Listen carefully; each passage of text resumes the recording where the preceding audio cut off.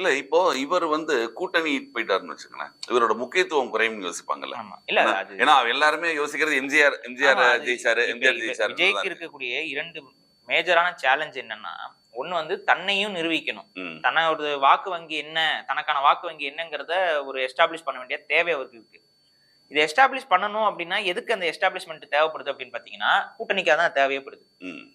இப்ப ஒரு ஒரு வாக்கு வங்கிய நான் காட்ட வேண்டியது இருக்கு. காட்டி என்ன பண்ண போறீங்க? காட்டி அதுக்கு அடுத்த கட்டம் அத வச்சு ஸ்ட்ராட்டஜைஸ் பண்ணி, அந்த வாக்கு வங்கி எனக்கு இவ்வளவு வாக்கு வங்கி இருக்கு. அதன் மூலமாக கூட்டணி அப்படிங்கிற மாரி தான் அது போய் நிக்கும். இல்லைன்னா வாக்கு வங்கி வச்சிருக்கிறது அது மீனிங்லெஸ். இல்ல ஒரு 10 ஒரு 15% மேல வந்ததுன்னு வச்சுக்கோங்களேன். எடுத்த உடனேயே வந்தது அப்படின்னால், அது மிகப்பெரிய ஒரு விஷயம் இல்லையா அது? அப்ப அவர மத்த கட்சிகள் கூட்டணிக்கு இவரா முடிவு பண்ணலைன்னா, அவங்க எப்படியாவது சேர்ந்துக்கணும் அப்படின்னு நினைப்பாங்க. 15% மேல எல்லாம் போற மாரி ஒரு சிச்சுவேஷன் மோஸ்ட்லி இருக்காது.